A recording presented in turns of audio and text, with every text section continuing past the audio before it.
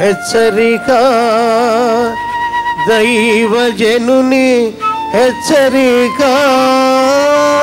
నలిగిన హృదయము గల వారిని దృఢపరచుటకు. ఈ రోజున చాలామంది హృదయంలో వేదనతో ఉన్నారండి. ఎవరికి చెప్పుకోలేక, చెప్పినా ఎవరు తీర్చలేక, వారి సమస్యలతో కొంతమంది రోగాలతో బాధపడుతున్నారు, కొంతమంది అప్పులతో బాధపడుతున్నారు, కొంతమంది ఆ నొప్పి తట్టుకోలేక బాధపడుతున్నారు, కొంతమంది ఇతరులు పెట్టే బాధలు పడలేక బాధపడుతున్నారు. జీవితం మీద విరక్తి చెంది ఎందుకు వచ్చింది జీవితం, చచ్చిపోదాము అనే ఆలోచనలతో ఉన్నారు. నిజమేనండి, మన బాధలు ఈ లోకంలో ఏ మనుషుడు తీర్చలేడు, కానీ యేసయ్య తీర్చగలడు. కృంగిపోతున్న వారిని, పాపం చేసిన ఒక ఆమెను తీసుకొచ్చి ప్రభువు ముందు నిలబెట్టి ఏం చేయమంటావంటే, మీలో పాపం లేనోడు రాయేయమన్నాడు. అందరూ పాపలను గ్రహించుకొని వెళ్ళిపోయారు. కానీ ఆమె అక్కడే ఉంది, అవమానము, దుఃఖము, బాధ, సిగ్గుతో నేను తప్పు చేశానని పశ్చాత్తాపంతో ఉంటే ప్రభు ఆమెను చూసి ఏమన్నాడో తెలుసండి, పనికి మాలిందానా చావరాదా అనలేదండి. అందరూ పనికి మాలిందానా, వ్యభిచారి, నీచురాల అని తిట్టారు. కానీ ప్రభు ఏమన్నాడు ఆమెని, అమ్మా ఏమన్నాడండి, అమ్మా. కుమిలిపోతూ ఉన్న హృదయములు వేదనతో ఉన్న ఆమెకి సొంత కడుపును బిడ్డన బిడ్డలున్నా కూడా అమ్మ అని పిలవరు. నీలాంటి దరిద్రపు దానికి కడుపును పుట్టామంటారు కదా.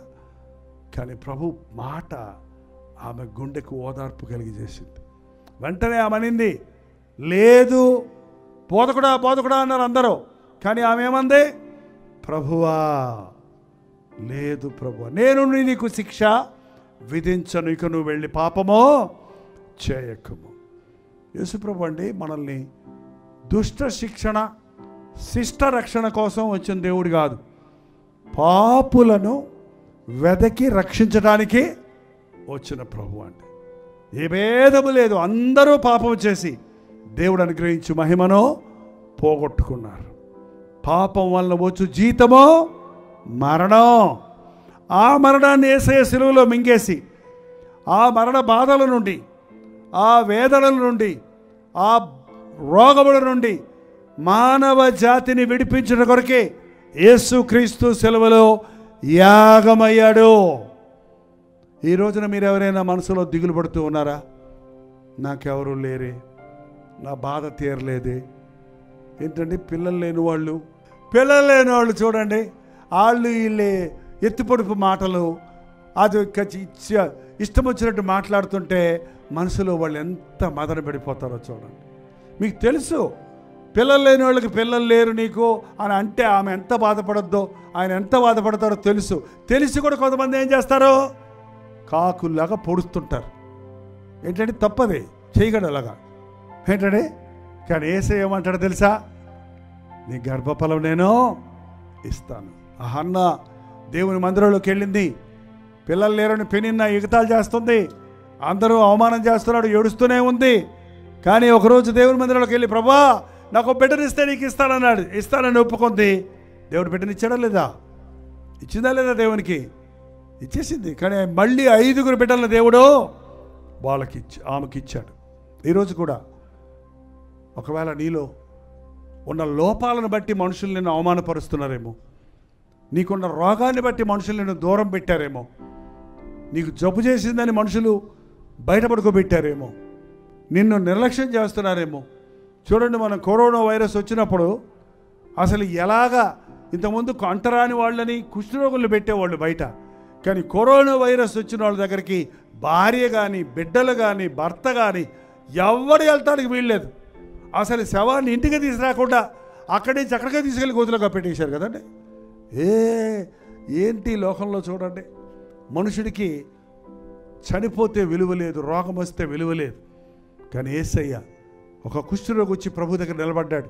ప్రభా నీకు ఇష్టమైతే నన్ను స్వస్థపరచు అంటే, నాకు ఇష్టమే శుద్ధుడు కమ్మనగానే అతడు కుష్ఠరోగి సంపూర్ణంగా స్వస్థత పొందాడు.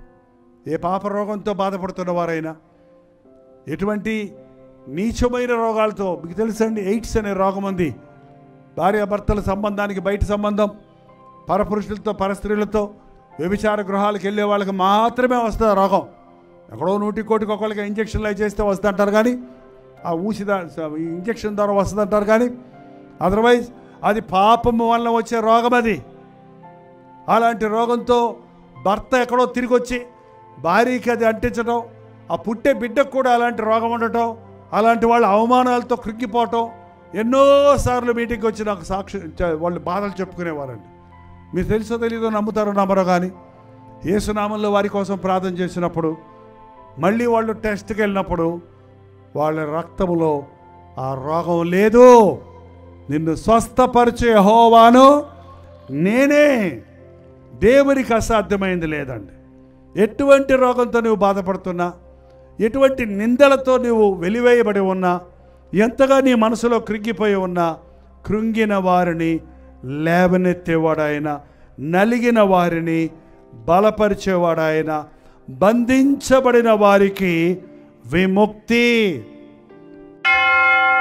ప్రార్థన. పరిశుద్ధుడా, ప్రేమగల తండ్రి, ఒక్కసారి చూడయ్యా దేవా, నన్ను లేవనెత్తు, నాకు సహాయం చేయి, నా గాయాలు మాన్పు, నా రోగాలు స్వస్థపరచు, నా సంకటాలు కుదుర్చు, నా సమస్యలు తీర్చు. ఈ అప్పుల ఊబి నుండి, ఈ జబ్బుల గుట్ట నుండి, ఈ సమస్యల వలయము నుండి, ఈ దురభ్యాసాల చిక్కుల నుండి నన్ను విడిపించు అని ఎవరెవరు నీకు మొరపెడుతున్నారో అట్టి వారిని నజరేయుడైన యేసుక్రీస్తు నామములో విడుదల చేయించున్నాము. విడుదల చేయించున్నాము యేసుక్రీస్తు నామములో. మా అంతరంగాలు ఎరిగిన దేవా, మా అవసరతలు ఎరిగిన దేవా, మా స్థితి చూచి మా మీద జాలిపడే యేసయ్యా, మా బాధలు తీర్చి, మా కన్నీరు తుడిచి, నీ బిడ్డగా మమ్మల్ని స్వీకరించడానికి, ఈ లోకంలో నీ సాక్షులుగా బ్రతకడానికి, ఈ లోకం విడిచినప్పుడు నీ రాజ్యములో ఉండడానికి కృప చూపించిన యేసయ్యా, ప్రతి ఒక్కరూ నీ రక్తములో కడగబడి పరలోక రాజ్య వారసులం అవ్వాలి. పరిశుద్ధాత్మతో మమ్మను అభిషేకించుము నాయన. ఎన్నో పట్టణాల నుండి, గ్రామాల నుండి, దేశాల నుండి ఈ వర్తమానం వింటూ ఏదైనా బంధకాల్లో ఉన్నవారు ఉంటే, ఇక్కడ అక్కడ నిన్న నేడు నిరంతరము ఏకరీతిగా ఉన్న దేవా, నీ ఆత్మకార్యాలు జరిగించుమని యేసుక్రీస్తు నామములో అడుగుచున్నాము తండ్రి. మన తండ్రి అయిన దేవుని యొక్క ప్రేమయు, కుమారుడైన క్రీస్తు యొక్క కృపయు, ఆదరణకర్త అయిన పరిశుద్ధాత్మ యొక్క సహవాసమును కూడి వచ్చిన మనందరికీ ఇప్పుడును సదాకాలమును తోడై ఉండును గాక. ఆమేన్, ఆమేన్, ఆమేన్.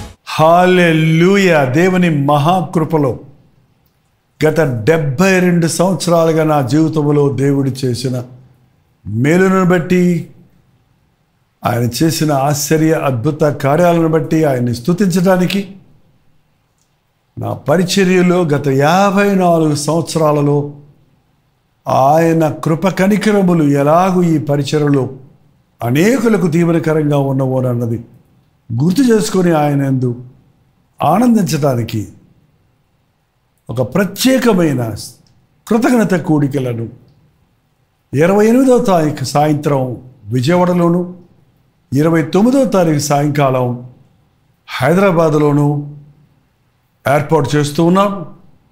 ఈ పరిచర్యల ద్వారా మేలు పొందిన మీరు మీ సాక్ష్యాలను పంచుకున్నట్లుగా, ప్రభువును మనందరం కలిసి స్తుతించి ఆరాధించినట్లుగా, రాగలిగిన వారు రండి. ఫిబ్రవరి 28వ తారీఖు సాయంకాలం 7 గంటల నుండి విజయవాడలోని మురళీ రిసార్ట్లో, పోరంకి, నిడుమానూరు రోడ్, విజయవాడ మరిన్ని వివరాలు కావాలంటే 8144123456 నెంబర్కి వాట్సాప్ పంపండి, లేకపోతే కాల్ చేయండి. అలాగే హైదరాబాదులో 29వ తారీఖు సాయంకాలం 3 గంటల నుండి లార్డ్స్ చర్చ్ ఆవరణలో జరుగుతుంది. 9100090003 అనే నెంబర్కి కాల్ చేయండి లేదా వాట్సాప్ పెట్టండి. 893939393939 నెంబర్కి కూడా మీరు కాల్ చేయొచ్చు లేక వాట్సాప్ పెట్టవచ్చు. రండి, ఈ స్తుతి కృతజ్ఞత కూడికలలో పాల్గొనండి. మనందరం కలిసి దేవుడు మన ఎడల చేసిన తన అద్భుత ఆశ్చర్య కార్యాలను బట్టి ఆయన్ని స్తుతించడానికి, ఆయన సేవలో నమ్మకంగా నేను అంతం వరకు బ్రతుకున్నట్టు నా కొరకు ప్రార్థించడానికి, దేవుడు చేసిన మేలులను బట్టి మనందరం ఆర్భాటం చేసి ఆయనలో ఆనందించడానికి రండి, పాల్గొనండి, ఆశీర్వదించబడండి. ప్రతిధ్వని